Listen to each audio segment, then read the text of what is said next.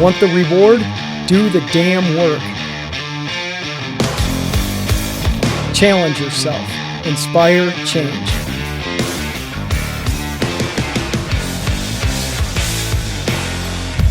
Choice, not luck. What's happening, everybody? Todd Crandell from Ignite Euphoria with another podcast, and I'm welcoming in two, dare I use the term gentlemen into this, Clint and Jon. Why are you guys here? Let's start with that. I'm just asking you guys a question. Why are you coming in to do this today? Because you asked me, that's all. Okay. Right, yeah. All right. Okay. Simple answer, you know. You support us, we support you. I saw the podcast last month with your daughter, and I was like, this is awesome, right? Yeah. And the engagement that I saw on that, and then just on that compliment, you're like, hey, you want to do it? Sure, here we are. Yep. I love that. You support us, we support you. That's been the synergy here, and that's why I wanted to do this. And all I really want to do is just have a conversation about what you guys do, why you do what you do, how it came to fruition, and then our working relationship that has been going on for, we've been doing this for 20 years now, and in some way or another, you guys have been a part of my life for that whole time. So why don't you individually talk about what you guys do, and then we'll tie it into another part of the conversation. Yeah, so I think, I don't know about both of us, but myself kind of rolled into this accidentally, right? You know, I've been involved in fitness and running for, since I was in junior high. Right, and it's just always been part of me. And I kind of got voluntold, 15 years ago to be a race director, and I guess I was good at it. So things were just natural. It came easy. I was able to take some of my education background in business and technology, and what I studied, and apply it to a passion. And hey, guess what? I can support my family now. I've never heard that term voluntold before. As soon as you said that, I'm like, yeah, I heard that correctly. Right. It's a specific term in Boy Scouts. We do that one. Voluntold? Yes. Yeah. Mm-hmm. What was happening that you were told to do that and that led to everything you're doing now? Yeah, so it was in the summer of 2008. I remember like it was yesterday. Standard Roadrunners Club meeting, and the leadership was looking to make a change to the Glass City Marathon, believe it or not. At the time, it still is the signature event of the club. Mm-hmm. But it was a very much a different animal at the time. It was all volunteer. It was a very different event. Maximum participation was 700 people. So it was a lot different than what it was. But, we started working on that and said, hey, I think it was due to some personal conflicts of scheduling with the previous race director. He wasn't able to do it the next year. So somehow I got put into the spot, and here we are. We applied a plan, and we applied some I guess business tactics, and now we're almost at 10,000 people. Were you guys? When did it turn into Run Toledo then? So when this first took place, were you part of Roadrunners then? Oh yeah, I still am. Okay. Yeah, that's still very much a 501c3 nonprofit, right? That's the club in Toledo that we all support. Yeah. Right. In probably about 2011 or so, and as the marathon was starting to grow, I realized that. Because of the finances coming in, because of the number of runners happening, and looking at the risk to the event and myself, if something were to happen, I'm exposed. Wow. So I just wanted to take basically a personal liability insurance out of myself, and wow. So that was really the start of it. And then what kind of grew out of that was people recognizing the success of the marathon, saying, hey, can you help me with my race? Can you help me with my race? And that's when I actually turned on the brand, right? So I had, created an LLC for myself, just essentially just to protect myself so I don't lose my house. Interesting, right? Mm-hmm. So Jon, being the owner of CycleWorks, how did that all come into play? Because when I met you, it wasn't CycleWorks. You had another thing that turned into, sure. Right? So. Yeah. What's your story? So you want to go all the way back to... Go back? Yeah. We got 4 hours, right? Right, exactly. We're good. So my history in doing what we do together and everything, I have a degree in exercise physiology. I started doing fitness sales down in Cincinnati, actually, at a company down there called The Fitness Store. And then my wife and I moved up here, and I worked for American Home Fitness. Yep. Okay. And at that time, for a while, probably the first time we met, I probably was running multiple stores, but based out of Sylvania. And that was just retail fitness. But I was into triathlon since '85. So, I raced forever before all that stuff. And basically, when you started doing triathlon, you were always at the races. We got to know each other, or whatever. But then at some point I started doing bike sales on the side. I had a friend who lived in Arizona who has a company called Valdora Cycles, and they just make triathlon bikes. And I did that on the side. And then now 6-7 years ago, a woman who also rode Valdora Bikes who moved up here, so I knew them. I knew her through my friend who owned the bike company. Julie Thoreau is my business partner. Met her because when she moved back here, she lives out in White House. She started working for Dave Pickering, who owned CycleWorks, and she told me that he was thinking about selling. So we got together and said, "Hey, that's a good idea." It was 1.5 miles from my house. I have all this retail, background. She didn't have any retail background, but she's got business background. And that's how that was born. So I already had a business plan in place to do triathlon. Like I was actually planning on doing just a small triathlon store. That's all we did.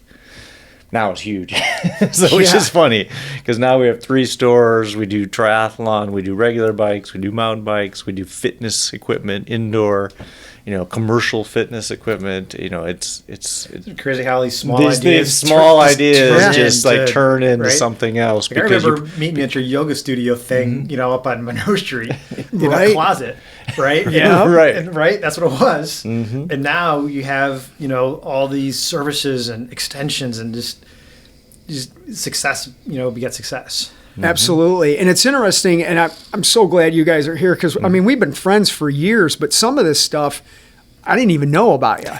Because I remember I would come in, you donated. You kindly donated a bench to me when you were at American Exercise. Mm-hmm. And then all of a sudden, and I remember you talking about Valdora Bikes, right? Mm-hmm. And I think I was riding Cannondales or whatever at the time. And then all of a sudden, you have this store. And I was like, well, where did that come from? Right. But it's all the stuff behind, right? But to me, it was like, well, where did that come from? You know, and I do want to ask you this. You were talking about, you mentioned opening up a triathlon store because there wasn't one of those around here. And when this started getting going, when we were racing and everything, people would talk about it. So originally you were going to do just a tri store? Yeah. So it's funny. So I don't want to disparage anybody in the bike industry, but most bike shops are antithetical to triathletes. Correct. Like they just weren't very friendly to triathletes. They weren't set up for triathletes. They didn't encourage triathletes. They looked down on triathletes in some way. Like when I go try to, about that same time, not long before, we donated that bench, I got in a car accident. I got hit by a car on my bike, and I was going to go buy a new tri-bike, afterwards when I healed up. And the local bike shop talked me into buying a road bike, and I was like, I'm going to do Ironman. And no. Put some aero bars on it. Just You'll be fine. Some aero bars on it. It'll be fine. Done that. It was the same mistake. Right. So my original plan was just to simply focus on that group of people. Our community of triathletes. Specialized store. Specialized store. It'd be small. Whatever. Because I did the fitness on for my real job. But obviously, when this opportunity came about to just do a bike shop. And that changed everything. My partner's a triathlete as well. She's an awesome. Ironman. Yeah. She's qualified for Kona. She's quite good. And so therefore, we just went 100% into that. Though you can't, if you're going to have the scale of a business, it can't be just triathlon. That's a big part of what we do. It's at least 25% of what we do. But also regular bikes and kids bikes and family bikes and e-bikes and mountain bikes. You should think about a mountain bike, man. I knew he was going to do it. All right, so we'll tell everybody. I have, and Clint, it's for sale. Okay, and for you it'll be a good deal. But I have an awesome, of course it's a Trek because those are the bikes I ride. I have an awesome, pretty high-end mountain bike that I've had for about 6 or 7 months. Haven't ridden it once. But it looks good. It's out in the gym. I'll show it when we're done with the podcast, right? We bought another bike this year for my son. So now I was in my garage and like, I've bought 6 bikes over the last couple of years from this store. Just like the kids keep growing and growing. Right. And I keep wanting and wanting. And the mountain bike is on my list. I have one. I've got a Gary Fisher Hukui Ku as my mountain bike. Yeah. And that dates a lot of people. Hooey, what? The 80s are calling. They would like Right. your bike. That's an antique mountain bike. That I didn't even I've got to hear upgrade. that. What was that again? It's a Gary Fisher Hukui Ku. Okay. Is that like the Hoka running shoe of biking or something, right? Yeah. So John just mentioned something there about you can't specialize just in triathlon, and you've kind of turned that in with Run Toledo. You guys are now not just doing running events. I mean, you're taking over and doing multi-sport and everything else. So how did that come to fruition? Yeah, so Jim Donaldson is kind of the pioneer of triathlon event management in our region. It started, in the early '80s. Well, he aged out essentially. Yeah. And He works for me now, but yeah. So yeah, he. I volunteered for him. I did all of his races. 20 years ago, 30 years ago. I mean, I was doing Super Kids races that he was putting on. Wow. So I've been in the sport as well as a participant. And as this started to turn, you can't just specialize and have one customer set in order to succeed, right?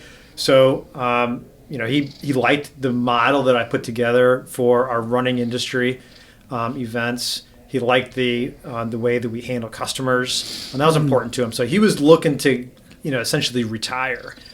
So we acquired his company, and then he worked for us for 3 more years just to make sure that there was a good transition. Yeah. And the real simple model. Okay, we acquire you. You're still the race director, Jim. I'm just going to follow you everything you do. Mm-hmm. And gosh, why do we do that? Why do we do that? Why do we do that? I asked why all summer long, right? So the next year I took over and he followed me. Right. So in year 3, he got to do the race. First time he's done Slovenia Triathlon, 40 years, 30 years, So it was fun to get to watch him actually do his own race. You know? So, so that's kind of just a natural evolution of a retirement function for him to be able to turn over to us. And, I hope we're doing, good on his name. No, you are. I mean, I've done, so is John. We've done both. And I think, Jim did a fabulous job for all those years, but I like how you guys have tweaked it a bit. And it's, I don't like saying it's better. It's different. Well, it is different. And you have to understand that the customer is different than it was 20 years ago. Yes. And a lot of the stuff we just went through this in 2020 with COVID and how do I write my safety plans for that, a lot of, I'm going to call it the experience factor, we have to remove right now.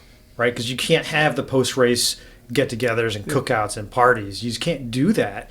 And a lot of the way that you have to think about it is like, well, let's just get back to the root of what it is that we're doing, right? So when we're doing a road race, it's everything in between the start and finish line. Mm-hmm. That's all that matters, right? Everything else is fluff, right? However, I say that, kind of tongue-in-cheek a little bit, but that's what today's customer really is all about. It's more of a social atmosphere than competitive. Yes. There is still a competitive element, but no more are the days that you're not a marathoner if you can't do 3 hours, right? And that was the mindset a long time ago, right? If you're not doing an Ironman distance, then you're not a triathlete, right? But we look at it a little bit differently. Like, hey, I don't care if you're doing your first 5K or you're doing your 100th marathon. I want to greet you at the finish line and congratulate you on that milestone that you just accomplished. And in a lot of the stories that I hear from you is people come to you like, I just want one step in front of the other. I need 1 day goals. I need what's my goal that I'm trying to accomplish? And that's how we try to get people there. So the approach is a little different because the customer has changed. It's like there's the same vibe between all of us. It's like finding your life's purpose and then just helping everybody get a piece of that, You said something else that was interesting there, Clint, that reminded me something that John was talking about too. With the whole virus thing, we talked about this before we started. You've been busier than all get out. I mean, half your store's in our gym right now, which is good. But on one side of this has been good. On our side of being participants in these things, it's been horrible because we're not doing any events. And Clint, the marathon got canceled last year. The triathlon did. Thankfully, the Racing for Recovery 5K went on. I want to talk about that. How have you coped during this time with not being able to put on the events the way you would like to? Yeah, it's tough. Early on, I started doing a lot more training than I ever did before because That's good. So on one hand, I had more time for myself, and that was good. But also, I think a lot of people felt themselves that as you're at home, you have to kind of self-reflect a little bit on what is most important, and that's family. Right. Yes. So I got to turn a little bit inwards and spend a lot more time with the family than I have in years, which is good because we just welcomed our third child this past year. So, we spent a lot of time at home. We still got some camping trips out of the way, so I just had to really kind of change my focus a little bit on, what is more important. On the business end of it, because we still do have to put bread on the table, we're very fortunate that I think that our customer base is very loyal to what we do and supportive of doing a lot of our virtual events. Now, do they really have to pay us to go out there and run, down the block and then we mail them a T-shirt? Probably not. But, from what the feedback we received is they're doing this more or less because they know that if they don't do that, then there is no more event company. Right? Yeah. So I think it was just the support of the community to kind of keep us going in a charitable kind of way. And we're thankful that they did because now we're able to sustain that, kind of the downturn. And looking towards this year, things are looking a lot better. Yeah, good. John, how about you? Like we said, you're busy. Yeah, this has been this weird year. I'm super thankful from a business perspective that our revenue and business and everything else is way up. Close to 100%. It's insane. Wow. But that's based on being the thing that people can do. Like, a lot of our stuff did get canceled. So the things that really do well for us are all social. We have our brick and barbecues on Wednesday nights. That's a huge event where people just come. There's a workout, but there's also, the social piece. The social aspect of it that is what's popular. And we do a lot of races. We do a lot of races with Clint and run Toledo and Dave's. But those things largely got canceled. Some of them went virtual. But nonetheless, all these people needed to do something. They weren't going on vacations. They weren't traveling. They weren't going to hotels. So, from my perspective, great. They came in and bought bikes because they can go out and explore and they can do some things. It is challenging. We have bikes right now. If you come in and order, your mountain bike, don't sell it because if you want to order that bike today, it's a year. The lead time is a year. Is it really? At the moment. We have lots of bikes, don't get me wrong, but some products are just a long ways out because there have been so many.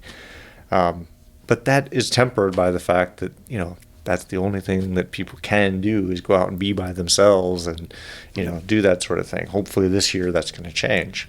Well, in a good way, I've interviewed Dr. Mark Newman, and I've had him on twice actually, just because of the health aspect. And we're all in the health business. And even though this thing is going on, to me, the best defense is to be active. So in a way, it's been good for people to start being more active. Yeah. But then how you do that activity, obviously, it affects other things, how many triathlons did you do last year? Just the one? I ended up doing like 3, 4, maybe total. Good for you. I was lucky. I got into here or there and got some done. Yeah. But absolutely, the thing about being able to do things. Right. The clientele for you, they are hurting. Yes. During COVID. Yep. You can't go to the gym. You can't go to and your facility is an oasis, for that kind of thing.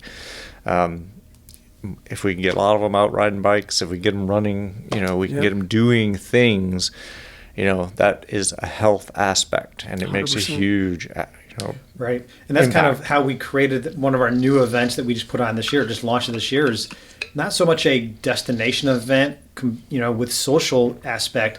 It's a kind of a personal goal thing where it's the Dave's Mileage Challenge, right? So how many miles can you run in 2021, right? So everybody gets a water bottle that has Mileage Challenge on it, and then there's, I'm going to call it milestone stickers, right? So, it's just a way that you can track your miles through the year and set your own personal goals. Yeah. It's more of a personal kind of thing. So we're trying to get very creative of how do we motivate people to be active. So we'll keep going with this, but I want to take this time now. I want to ask you guys, like, why are you supporting, because that's what you do, why do you support Racing for Recovery? And I want to get into the club thing that we're sponsoring for you guys now, but why did you guys choose us to be so active and supportive of Racing for Recovery, which we all greatly appreciate, but what is it about us that was appealing to you that now we have this awesome relationship together? So I'll start, but for me, mine goes back. Like I'm a parent survivor. Racing for Recovery. Sorry, didn't realize. At one point, Mike's son made it to 32. I didn't think he was going to make it to 17. You don't know this, but you helped that.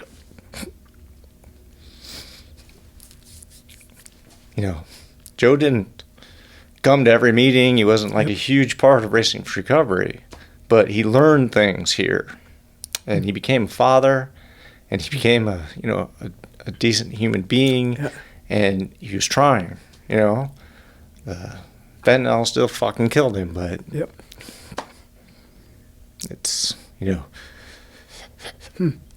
so for me it's really personal,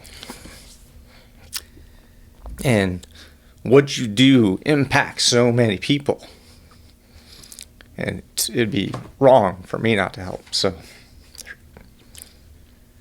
wow, I thought we were talking about my mountain bike ride, John. Sorry. No. Damn.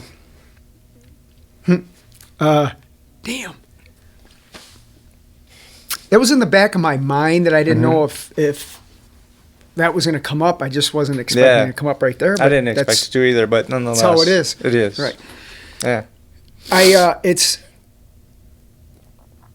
I think, you know what this just reminds me of is just simple kindness, right? Like every time I came into the old store when you were just working there, I just enjoyed talking to you as a human being, and even, Clint, when we started to get to know each other, this whole thing that we've been doing together has just been based on some good people trying to do some goodness. And I love that vibe of that, and what that then does for other people. But yes, God, Joe was coming back around in the church way back when. I used to meet with him in the little conference area off at the church, and even too, this is relative. When you had me come and speak at the church that time, I've done probably 500 speaking gigs all over the place, but I remember telling you, I was terrified of going to that church. It's like, I don't belong in here. I'm not good enough for all this stuff, and you just were like, well, you're doing this, and that's how it's going to be. And I don't know. I'm stumbling. And normally I'm not at a loss for words, but I think there's a greater good in a lot of stuff that we've been doing ever since then, and that's the point, right? And it's not a single aspect. It's not one thing. No. It's everything. Everything. The whole thing. Yeah. Yeah. So that's why we support. It's one reason we support, but the other part is, what you're doing is excellent. It's the health and wellness and whole being. Addiction is not one thing. No. And there's not a solution that is X. Nope. It's so much bigger than that. And I will say this, that, all the awesome equipment that we've gotten from, CycleWorks that's in the gym, for me to be privileged. It's a privilege for the life that I'm, that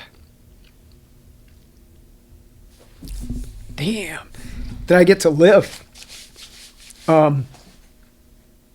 I sit in there and I'm riding on my, shameless plug for Trek, but I'm riding on my Trek bike and on the kicker that you provided for me and everything. But when I sit and watch people come in and then they get on the elliptical that's from you or the treadmill or the road bike or whatever, and they come in and I know what they're doing. I know what they're going through. One guy the other day, we got a new sound system in there that Adam, who's off camera, put in, and I was playing Boston, and I didn't know it at the time, but this guy had lost his dad to addiction.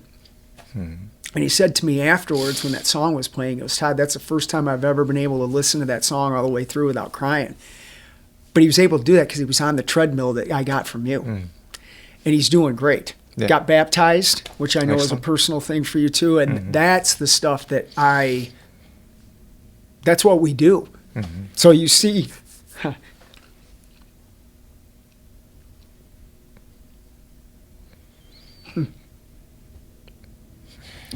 damn. That's just the beauty of it. Clint, you got to get us out of this rut.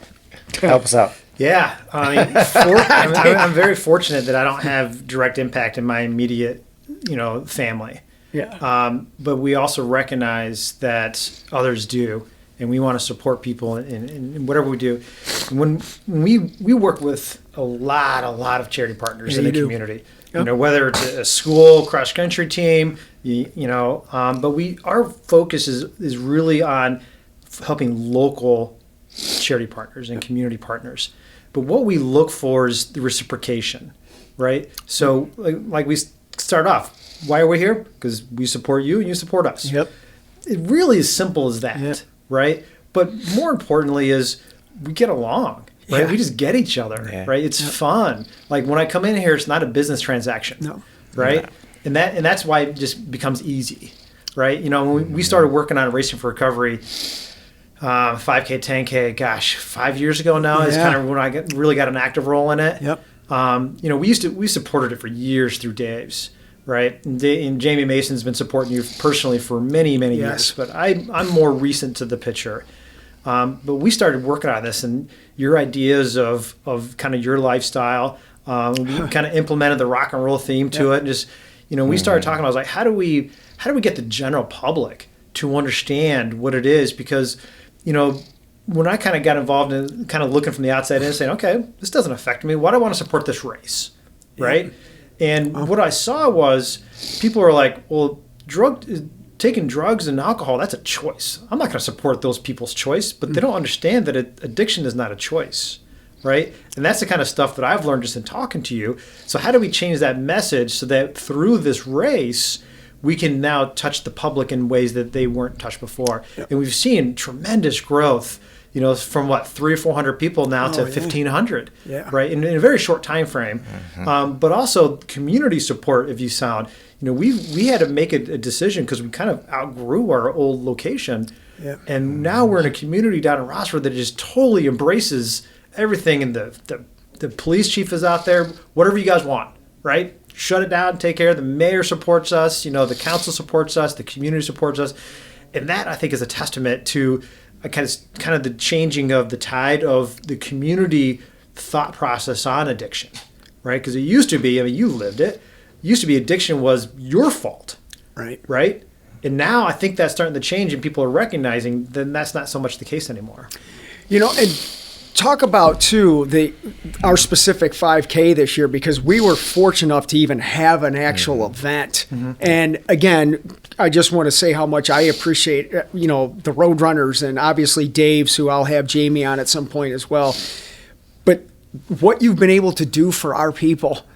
When I see a father finish and his kid is standing there and puts a medal around his neck and his dad just is coming out of living on the streets or whatever, that stuff it's overwhelming with, there's pride in that, there's grace, there's God, there's gratitude, there's everything. So by you taking over that event, because I'm not a race director, I didn't, that was getting too big. I didn't have the time to do it. And I knew we needed to keep that going. And you guys have come in and grown that thing and turned it into this, rock and roll spectacle every October. I like to use your words. It's your annual celebration. Absolutely. It's a celebration of what we do every day out at Racing for Recovery. But just watching all those people running through the finish line, they've all been touched by this in some capacity. And I appreciate you just helping us carry that message. What's the thing that we're sponsoring with you guys now that our people can get involved with, though? Yeah, so we've been doing a marathon and training program for 10 plus years, in a formal capacity. And I think our first year we did this, 2008, 2009, we had 30 participants, right? It's grown now to be 500 people. That's awesome. Right? Every winter. And the target is the Mercy Health Class City Marathon, end of April. So it kind of kicks off January 1-ish, kind of depending on how the date falls on the calendar. But it takes 4 weeks, 16 weeks, 4 months, 16 weeks to train properly for a marathon or a half marathon. Part of the allure that we offer is we rent the track at Bowling Green. So our participants have an indoor training facility to get proper speed work and advice and coaching and everything that it takes. We don't just meet at a park and say, okay, go run your 30 miles and come back and call it a training program. I mean, it's very in-depth, it's involved, and it's catered per group so that your ability can shine through, right? So what we're looking for is, obviously with a lot of COVID-related things, expenses are up, right? So now we have to hire extra janitorial to come in and basically clean this track, every time we use it, right? So we don't want to just raise the prices on customers, right? That's not a sustainable business model. Every time you see an increase, I'm just going to raise the price. Customers pay for it. Not so much, right? So this is where that reciprocal partnership comes in, and we're grateful you did this. So, we asked you to sponsor our track nights, right? For a simple fact of that we just needed to have some additional revenue to clean the facilities for our participants. Yeah, simple as that. And I was joking with Patrick yesterday. Patrick's our sponsorship guy, and sponsorships take, back and forth negotiations. What does the business want? What is it going to do for, and it has to go back and forth. And I was joking with him. I go, I took care of this in 30 seconds, Patrick. I'm not sure what your problem is. I made one phone call, 30 seconds later, I got a sponsor, right? So that's another thing that was going through my mind. I don't think with any of us, if there's been an ask, the answer has been anything but yes, never. Right. No was not in this. It's just yes. When is that yes going to come into play? I just realized something on a comedy level. This is why he's good at triathlon and you're good at running and I'm not. You mentioned proper training, putting in the right type of training, and I'm like, I've heard of that concept, but I don't know what that is. Right? That's great. I am that guy that goes out and runs 30 miles somewhere and then wonders why my knees hurt. So maybe I need to get some coaching over there.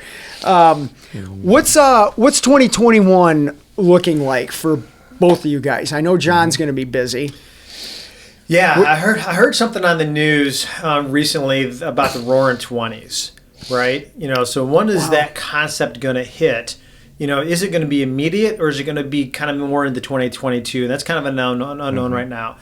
On the event business, we're optimistic, but I always say, on the business side is like, okay, I want to forecast and market for great growth, but I've got a budget for a recession, right? Because we've got to stay in business, right? So there's a balance of what do we really think it's going to be, and okay, not necessarily make it a stretch goal, but we have to be prepared for 100% growth, but also we have to budget for 80% of what it was, right?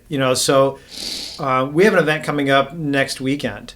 And it's somewhat controversial. There's still a lot of COVID going around, high cases, counties are all red, but this particular event it's a distance event. It's all outside. People are wearing masks, and we've kind of shut down all the indoor stuff, right? So there's no more expo. We used to do an indoor expo. And we had, kind of a tent sale inside. We had a bunch of raffles, and we had an indoor, hot soup and sandwich kind of thing. That's easy. That's off the table. Right, so we're doing box launches. You come through the finish line. Here's your box launch. Right, see you later. It's we used to have hot showers inside the school and everything like that. So, we're very aware of what is happening, But we're also very aware for mental health that we still have to provide an outlet to some people, right? And I think that's where, especially in Northwest Ohio, if you look at the forecast, it's been 36 degrees and cloudy for the last 2 weeks, and it's depressing, right? And that kind of goes into the whole mental health issue. Yes. So I find, we have some responsibility to provide an outlet in a safe way, and I believe we put those measures in place. And what we do it at a very professional level. So we have no concerns of proceeding with those precautions put in place. Now, this particular event, I only did a forecast of 80% off of last year, right? So I forecasted a down year, and we're pretty much right on forecast. I like to say that I'm pretty in tune with what I think is going to happen projection-wise, and we're usually pretty good about that. Now, we don't have a whole lot going on until Glass City Marathon. Okay, that's end of April. Yep. We got a couple small duathlons going to be happening in the month of May, but those are small by design as well, right? Those are 100-person events, or less, and it's more of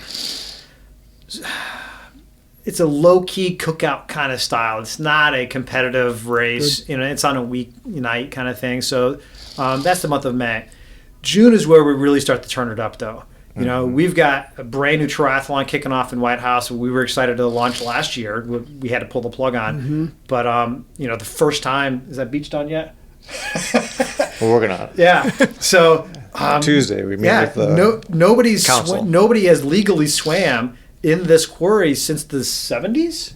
Maybe early 80s? I think it's maybe 70s. Yeah. Awesome. So we're working with the council and to work on getting this revitalized quarry back up and running. Jeff and I dove in it last year. So yeah, I'm going to ride my mountain bike in it, John. Right. So that's exciting for us to launch a brand new race. That's great. But then we've got our Muddy Mini event. Then we moved our river run to July 4th.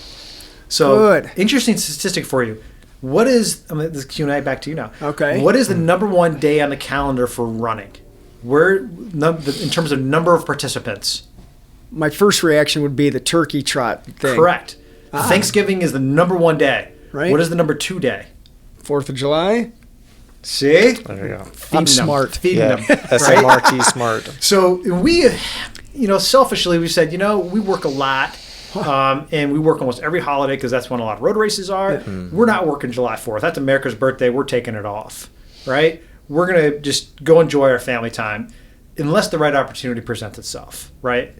So we've thought long and hard about our river run and what, and it's kind of buried in between the Glass City Marathon and Muddy Mini. It doesn't really have a whole lot of marketing opportunity for us. We can't really get it out there. And it's just... without moving it to July 4th would lend that self a much better opportunity for participation. So we're really excited about that one. Good. And it's going to showcase, and we moved that race, recreated it 4 years ago. Well, so we're kind of the new business downtown, right? We saw the growth coming, and we're really excited what's happening in downtown Toledo. Yeah, the Metro Park. That thing there's a lot of stuff happening down there. So, and then we've got a brand new trail run over Labor Day weekend. So we've retired the Olander 24-hour run, okay? And it was almost fitting that Tom Falvey was able to come to that race in our last year, and we got to retire with him because he meant so much to that event, and he passed away recently. So I'm not sure if you knew that or not. I didn't. So, yeah, we have on our webpage. As soon as I found out, a memoriam picture of him, in his muscle T-shirt, of course, holding the American flag. Wow. That's Tom, right? So we're retiring that event officially, and we're going to Camp Miaconda, right? Awesome. Nobody's ever done an event at Camp Miaconda like this, right? So now we've got a 24-hour run at Camp Miaconda. That's one, I didn't mean to cut you off, Clint, but that's one of the things I love about you with this.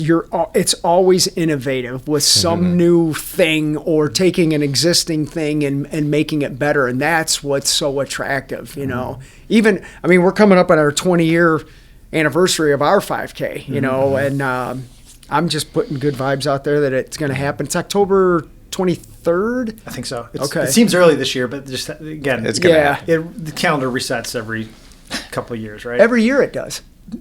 What? Yeah. Right? Yeah.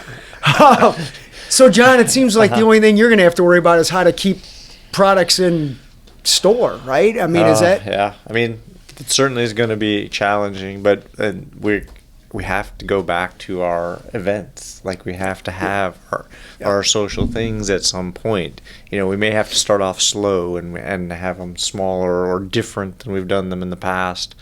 But we can't sustain years of not doing that. You know, it's good that people are going out by themselves and riding and running and whatever and swimming. It's a short term. But that is a short term. We have to go back to our events. So we're planning the new race. We're planning other races. We have some things we're working on with the Metro Park for this fall. They involve a mountain bike. We're gonna do some. I have one of those. So we're gonna do this cool thing. We hope to get done this fall. Yeah, that's another one we planned last year. We planned it last year and it got approved.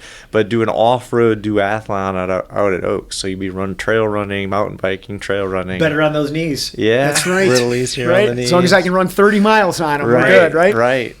Yeah, I would not get your mountain bike dirty before that race. I just keep it bring going, it to the keep it race fresh, completely clean. Well, I mean, look, we all know I'm known for being not good at these things, but I look good when I'm not doing them well, right?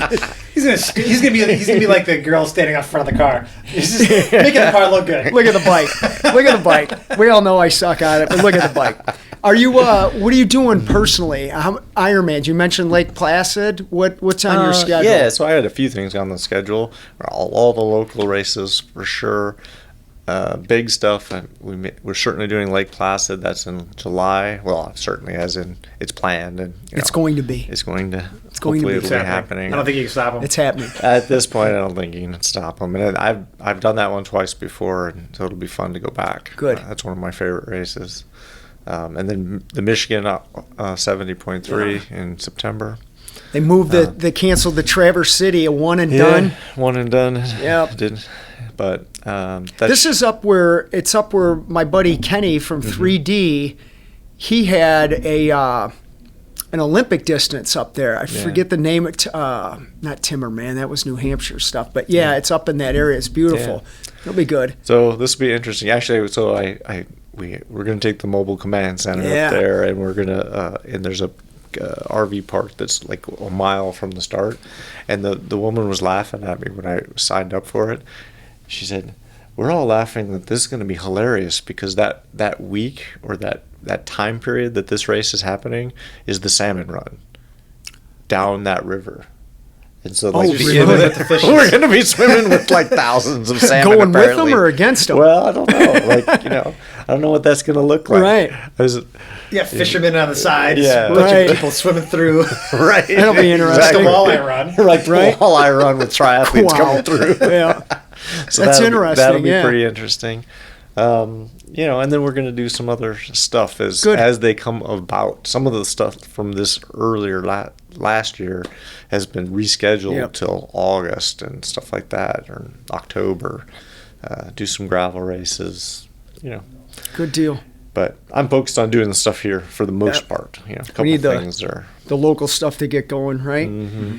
Any other final comments or closing statements one of you guys want to make, or both? Everything good? Everybody healthy and their families and stuff, right? Yeah, I'm in a bubble. This is about the minute most people I've sat in a room with before in the last year. Yeah. Hey, I'm not in a bubble. I do want some Racing for Recovery one of these. I mean, I have the Cycle Works one. You're wearing the Run Toledo one. We need some of these. So get whatever they are. We'll take some. Yeah. Not a problem. All right. Well, I appreciate you guys coming on. Yeah, thanks Todd, as always. Awesome. Until next time, everybody, thanks for tuning in to another episode of Ignite Euphoria. Check us out on YouTube, and I think this is going to be on Spotify and Apple and all that stuff too. So if you or a loved one, all kidding aside, are struggling with a drug or alcohol addiction, please call us at 419-824-8462. We are here to help you and to showcase that with sobriety, anything is possible. Have a good day.